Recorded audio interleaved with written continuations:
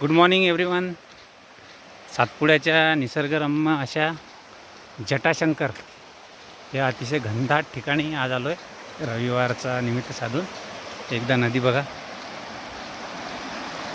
कशी खडखड वाहत आहे नदी. यस, हा आनंद काही वेगळाच आहे.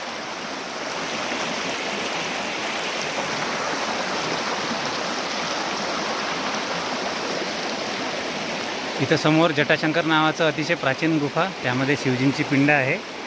तसेच एक खूप छानसा असा धबधबा आहे.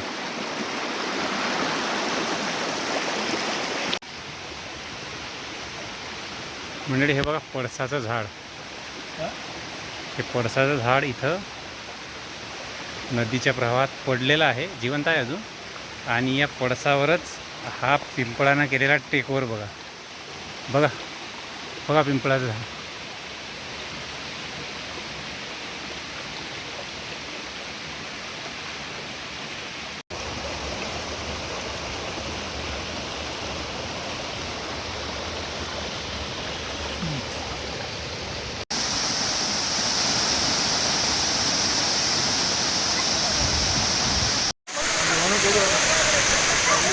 मंडळी हे बघा इथं हा जटाशंकर धबधबा आहे. सातपुड्याच्या कुशीमध्ये बघा धबधबा खाली पडत आहे. इथं वडाच्या झाडाच्या तसेच पिपर या झाडाच्या मुळा बघा, मुळा दिसल्या हे बघा. अतिशय दुर्गम असा खडक आहे बघा. टोटल बेसॉल्ट रॉक आहे हा. याच्या आतमध्ये बघा मी इथं बघा हा धबधबा आहे. या धबधब्याच्या बाजूला हे झाड आहे. या झाडाजवळ मी चढलो आहे. याच्या आतमध्ये ही गुफा आहे बघा, दिसले. ते मी गुफेच्या आतमध्ये आलो. ही गुफेच्या आतमध्ये मी आलो.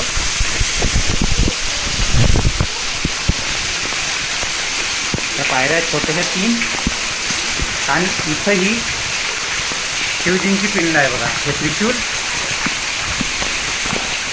आतमध्ये पण धबधबा, झाडाच्या मुळांमधून पाणी पडत आहे बघा. सगळीकडे पाणी पडत आहे. इकडून मी धबधब्याच्या बॅक साईडला आहे बघा. हा धबधबा आहे. हा धबधबा बाहेरून पडतोय. मी धबधब्याच्या बॅक साईडला आहे. आणि याच्या समोर बघा हे शिवजींची पिंड आहे. आणि अतिशय सुंदर दगडातली कोरीव हा नंदी, ही पिंड, हे शिवलिंग आणि अतिशय सुंदर अशी शिवजींची मूर्ती आहे दगडाची बघा.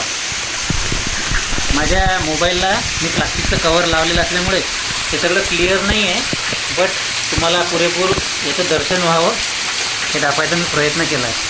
बघा सगळीकडे पाणी शिरपत आहे. हे सगळं झाड आहे आणि हा मागचा खडक आहे.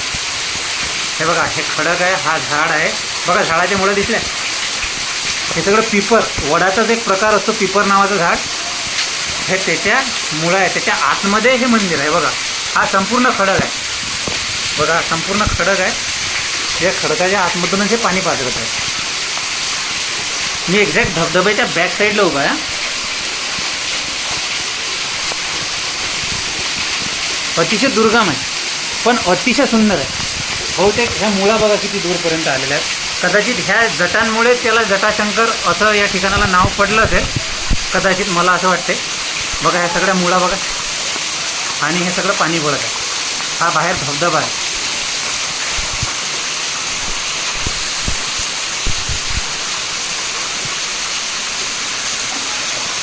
चला, तुम्हाला याचं दर्शन द्यायचं होतं मला, तुम्हाला याचं दर्शन घडवलं. चला, ओके. जय महाकाल.